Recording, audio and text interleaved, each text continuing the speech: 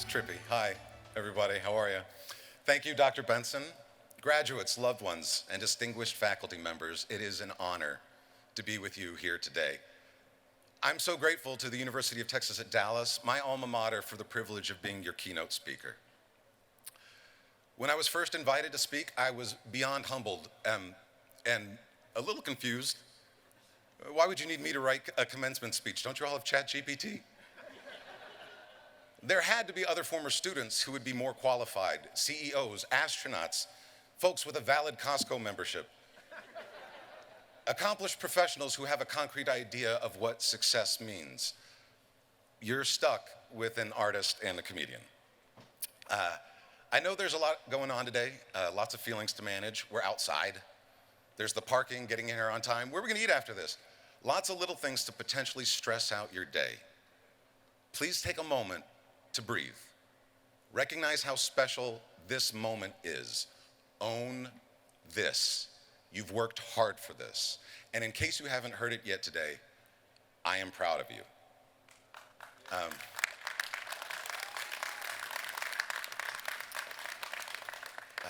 For those who fought their battles while showing up to educate themselves to get here today, that is success. Count it as a win.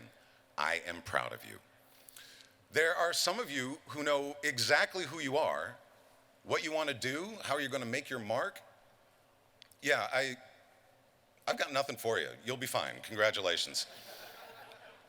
But if you arrived at this point, even here today, with any self-doubt, I may have some thoughts I hope might help. I'm a husband, a father, a brother, and a son.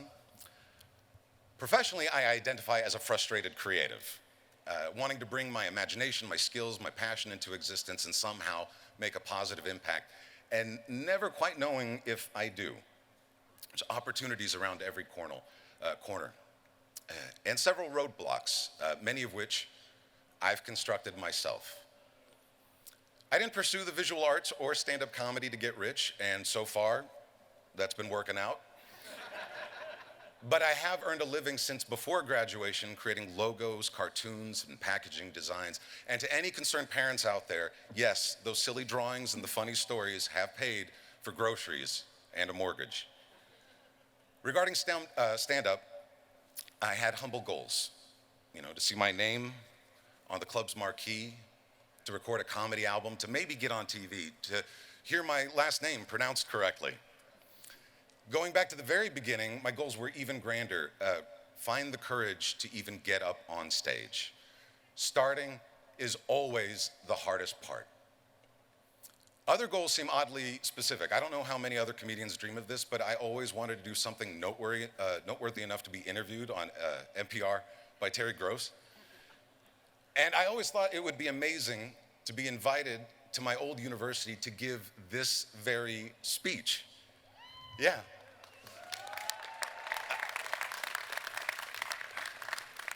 I sincerely thank you all for this opportunity.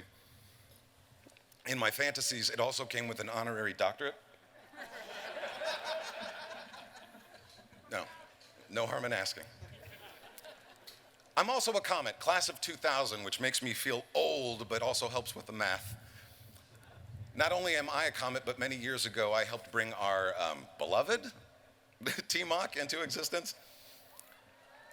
All right. For good or bad, I will be forever tied to that, quote, kind of creepy but lovable, unquote, character. To those who embraced him, I thank you. It's amazing to see the culture that you've built around him. To those who I terrified, I apologize. And a special shout out to those of you who embodied TMOC over the years, like Eric, who I had the pleasure of meeting on a campus tour recently. You all brought him to life. Shout out to Eric right there.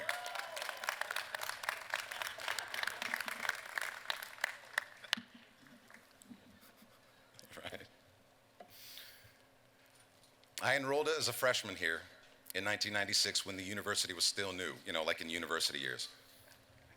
I saw a flyer on my way to class one day asking, what does our mascot look like as a costumed character?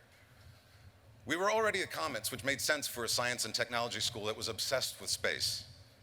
And as a freshman, it seemed like tame mascot. You know, I had friends going to schools with aggressive mascots like the Tigers or the Grizzlies. Ours, you had to see with a telescope. And even then, sightings were unreliable. What is a comet? It's a ball of dust and ice that lives outside of the solar system, away from all of this planetary absurdity. It rolls into town every so often to show off, and then it zips right back to the Kuiper Belt. Unless something gets in its way. You ever play that game, which mascot would win in a fight? Well, I'm sure a comet would dominate. What is that, a wolf against a planet destroyer? A comet is a badass on its own path. I sketched a determined ice blue ball with fiery hairs, submitted it, and expected to hear nothing back. It was a campus-wide search, after all, and I had no way of knowing what my chances were. I was thrilled to hear that my design had won. My ego had to ask, so in this extensive search for something as important to the university as this, how many submissions did you get? Expecting dozens, maybe hundreds of entries? 4. So I guess my chances were about 25% then, UTD. You see what I did just now? I took a win in my life and I gave it a sour footnote. I put myself right in the margins of my own story. If you're anything like me, you have a list of excuses for when things go wrong in life. I have excuses ready to go. But just as often, and I'm only realizing this for myself, I also have a list of excuses for when things go right. I was lucky. Maybe I didn't earn this. Those poor graduates are stuck with an artist and comedian. Nonsense. Too often, my wins came with a caveat, even if I was the only one who saw it. If there's any kind of footnote in your mind today, do your absolute best to ignore it. Own this moment.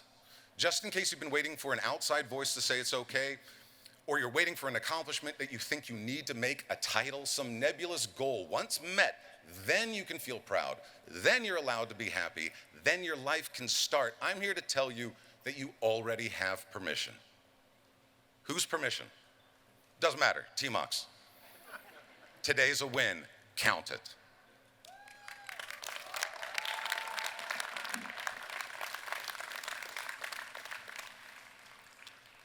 Being a frustrated creative has taught me a few things. There's nothing comfortable about stand-up comedy or any kind of creative pursuit. If you're sensitive enough to observe and filter the world around you, you're also sensitive to criticism. Where's T-Mock again? Okay. I didn't need comedy to teach me humility. I'm a parent. I also grew up with an immigrant father.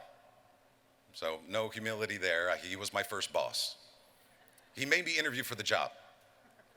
He asked me my strengths and then told me my weaknesses. If you have a fear of rejection, sharing yourself is great exposure therapy.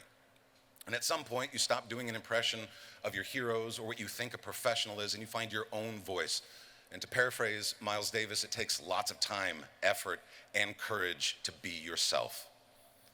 And just like your pursuits, I'm sure no one sees the mountain of work it takes to get to the finished product. Others may minimize it or ignore it completely. Stand-up teaches me that everyone has an opinion. They're allowed to have them.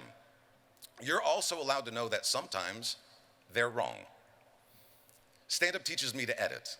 This speech was originally 2 hours long. You're welcome. Stand-up also taught me to be in the moment, to look for and appreciate fresh perspectives. The only sins were stealing someone else's work or going for the easiest, cheapest joke. Originality was respected and anything else was hack. I learned that it is better to be honest than funny. People want to laugh, but they also want to connect with the truth, your truth. And sometimes a joke is just a joke. And sometimes it can be a revelation. It teaches me that everyone has a story to tell and that differences are to be celebrated.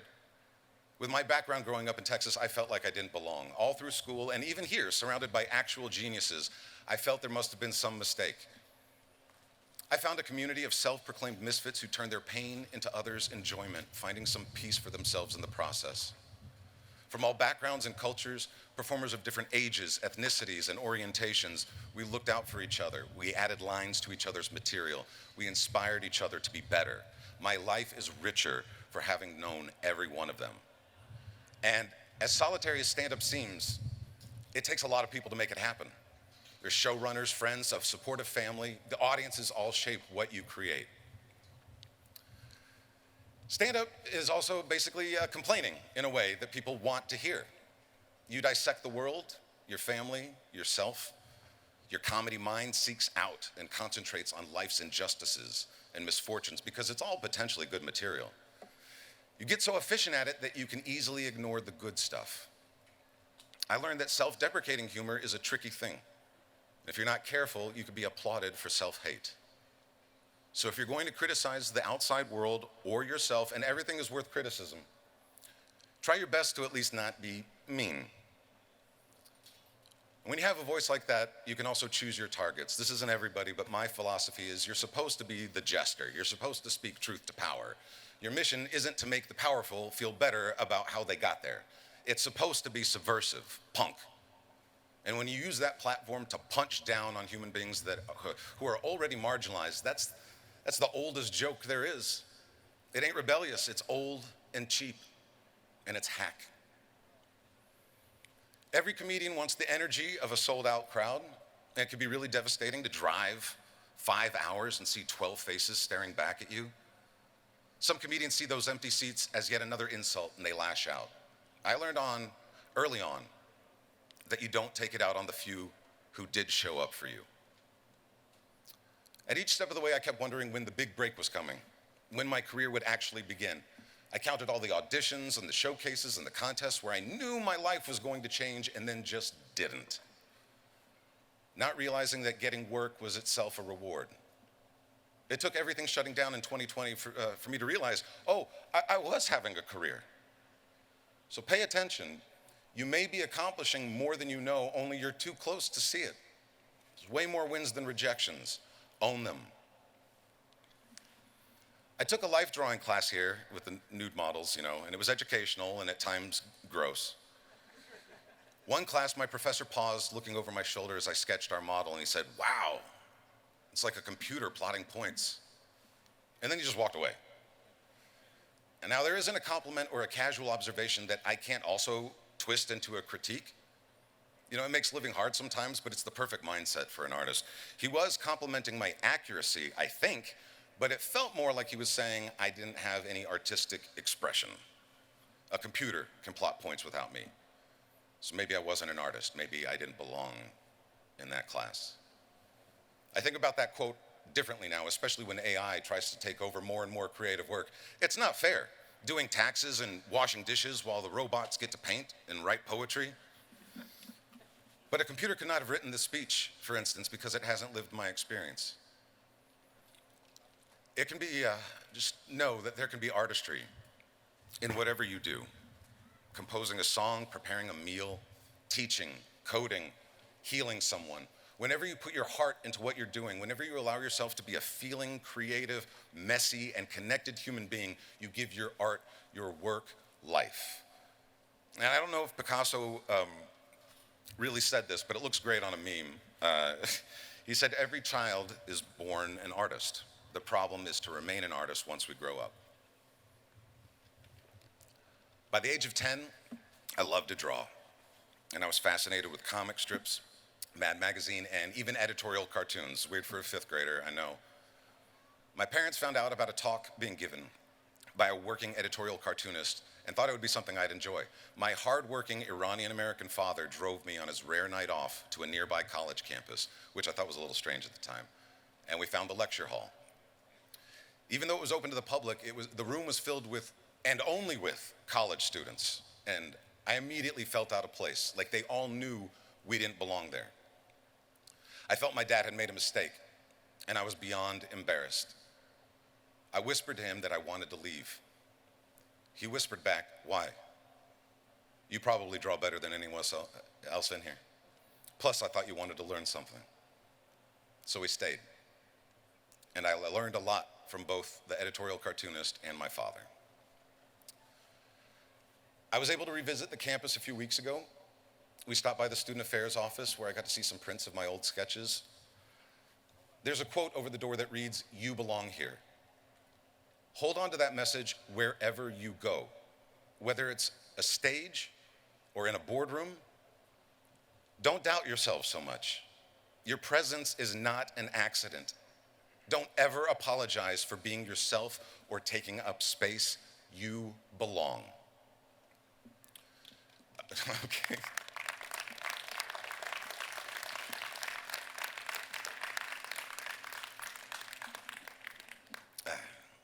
Gary Shandling was one of my favorite comedians, and while I never got a chance to meet him, I did get to perform in California, standing on some of the very same stages where he once stood.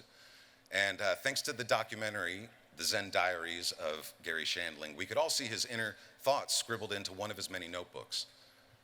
A comedian's journal is filled with premises and punchlines, but also to-do lists and notes to self. On one page, he had written, "Give more. Give what you didn't get. Love more. Drop the old story." I think of that line nearly every day. The beauty of stand-up is that if a line doesn't quite work or fit, you can drop it, or change it and try again the next night.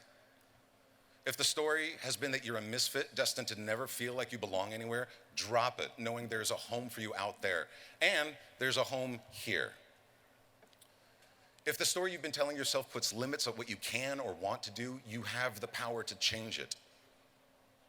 And if the story has been that the current world is doomed beyond repair, you can help drop that story too. But you can't change the world if you don't believe you have the power to change yourself.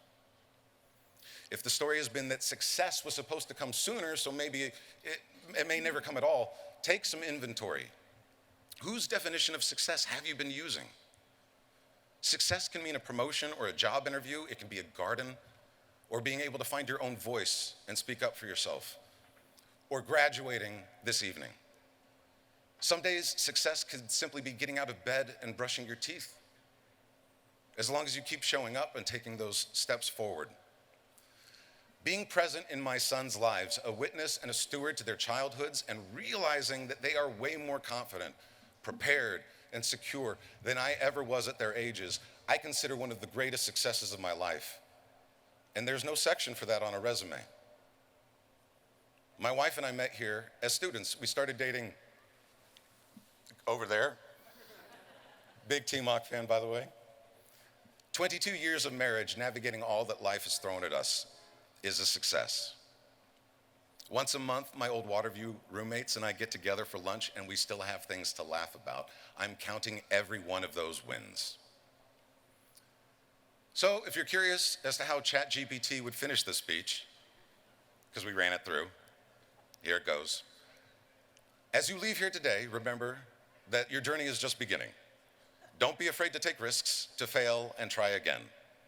Don't compare your path to anyone else's, and don't be too rigid in your definition of success. Imagine the computer's telling you to not be too rigid. Hug your loved ones today. Celebrate. Be celebrated. It's a moment of accomplishment. And when someone congratulates you and you immediately remember all of those footnotes on your way here, try this instead. Say, "Thank you. I worked hard." Pay attention going forward. There will be a lot more of these moments than you realize. You're allowed to count them all. Okay? Count your wins. Thank you for this gift. I really appreciate it. Congratulations, graduates. Swoosh.